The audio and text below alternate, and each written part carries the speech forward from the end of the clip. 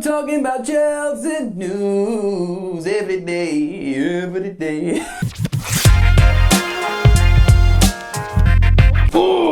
What's going on, people? Welcome back to Football Therapy with me, your host Jan. I hope you lot are all doing well today, man. I really do hope that. Welcome back to Chelsea News, of course, the daily series here on Football Therapy, where I talk about daily Chelsea news.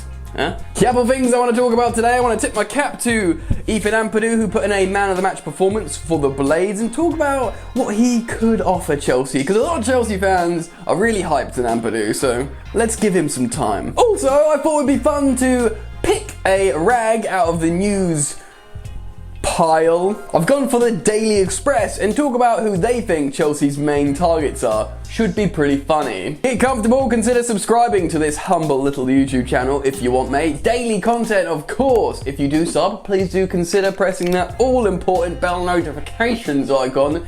And if you truly want to help me out in these turbulent times, please do drop a like on this video. It really does help me out. Thank you for that. Also, this video is brought to you by OneFootball. So I'm on a detox of Twitter, but I keep plugged into the footballing world via the OneFootball app. Follow any team you want, get constant updates and alerts, transfer news, general news, statistics, everything you'll ever need.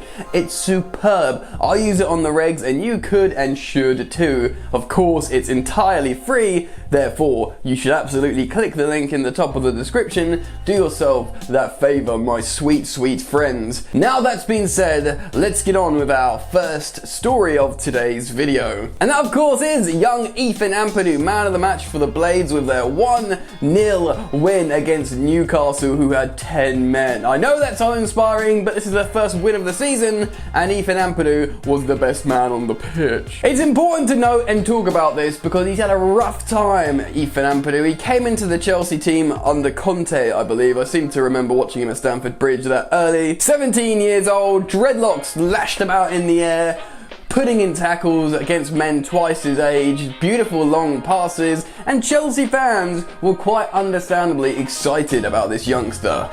Not so much time under Sarri. I believe Sarri played him in all three midfield spots, as well as centre half, as well as right back.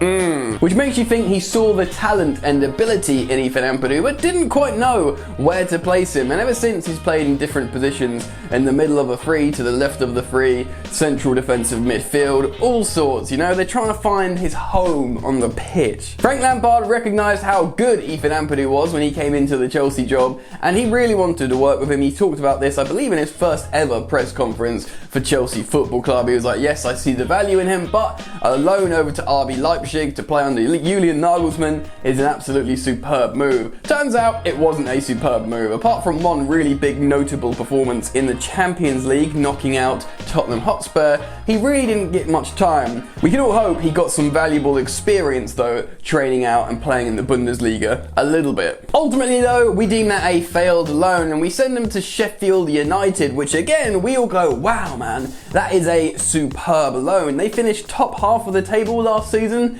defensively resolute side, interesting tactics, overlapping centre halves and all that, or underlapping, whatever, it's exciting, great loan again, ding ding ding. Except things didn't work out that way, my friends. They're going to get relegated. So, I'm starting to think Ethan Ampadu has a loan curse. Maybe he's just supposed to be playing in the first team, and that's why the footballing gods are cursing all his loans. Right? Maybe! But yes, it was against 10-man Newcastle. He won man of the match yesterday playing for the Blades. Here is a couple of graphics from SofaScore showing you some high green numbers indicating he had a positive performance. Highest rated player by far from the Blades, a resolute defensive performance. I'll say it again, a man of the match performance from young Ethan Ampadu. Blades fans are coming out saying, well, it's about time, but Chelsea fans are excited to see it, and we've all known that he's had this in his locker. What does this mean? Does this mean Ethan Ampadu's the new centre-back to replace Thiago Silva? I'm not so sure. I've seen such great value in Ethan Ampadu, but I just don't know, man. I used to be a massive fan. I guess I still am. I'm frustrated for the youngster with his loans, but he's sort of faded away into obscurity a little bit. I'll be really keen to hear all your opinions down in the comment section below. And it's worth noting now, he's been playing as a sort of centre half, either in the middle of a three or the left of a three. Personally, in terms of what he offers, I don't think he's necessarily an alternative for Declan Rice to play that CDM role. Maybe he is, but I don't think he's quite the same level. I think he'd be a valuable player for the squad regardless. Let me know down in the comment section below as we move on to our next story in today's video. And this is something that I wanted to do for a bit of fun. I've taken an article from the Daily Express and they've talked about 4 transfers that Roman Abramovich could be turning to bolster Frank Lampard's squad in the upcoming transfer window in the summer. Who knows? Maybe even before. So I want to read through a few of the players. It's like story time, reading an article with Jan. Easy content. Honesty is the best policy. So I'm going to read you the extracts from this article by... who's it by? Ryan Taylor. And give you my opinions in between. So settle in, make sure you got a drink, get comfortable, let's talk Chelsea. Frank Lampard's job is by no means safe, and the Chelsea boss will have to up the ante if he's to remain at Stamford Bridge next season. The Blues are still targeting a top 4 finish and some silverware this term, while the board remain committed to their long-term vision. That's good, long-term vision with Frank Lampard. To be honest, that's what we've been hearing from around the club. Should they fall short, Roman Abramovich is likely to invest more funds into the squad this summer, as they look to close the gap at the top of the Premier League. With that in mind, here's a look at some of the names that could arrive at Stamford Bridge. Here's where the fun starts. By the way, I'm not sure if Chelsea fail this season to reach their targets. Roman Abramovich is just going to bolster the squad and spend loads of money. I think he'll probably sack the manager. Let's move on. Declan Rice. Oh, here's a story we know about. This deal is likely to hinge on whether Lampard remains at the club. That's because Lampard is a big fan of the England midfielder and is the main reason Chelsea hold an interest in his services. He will not come cheap though, with West Ham set to demand up to £80 million for the defensive midfielder. The Blues have to offload Jorginho to help raise the cash, while other fringe players will also be pushed towards the exit door. Yeah, true and interesting. I think also it's worth noting that this is not some weird Frank Lampard fetish. Declan Rice is being recognised as, maybe top 3 CDMs in the Premier League at the moment at such a young age of 21, with married at his leadership qualities and wearing the captain's armband. I think a lot of managers would do a lot to get Declan Rice. Personally, and also, I wouldn't read too much into this £80 million fee. I don't think Chelsea would buy him for that. I think he'd have to maybe put in a transfer request between the seasons, not mid-season, and maybe they can make something happen. Who knows, maybe a player the other way. West Ham like taking sort of... Anyway, let's move on. Erling Haaland, Borussia Dortmund. Chelsea are unlikely to be the only club in pursuit of Haaland, that's true, with the transfer window opens this summer. Unfortunately for the Blues, his £68 million release clause does not come active until 2022. What? Is that true? Oh man. However, Haaland has previously revealed his admiration for the Chelsea boss Lampard. Growing up and the chance to work with him may appeal to the Norwegian. Another player that's a fan of Frank Lampard that could be allured to Chelsea Football Club because of Super Frank.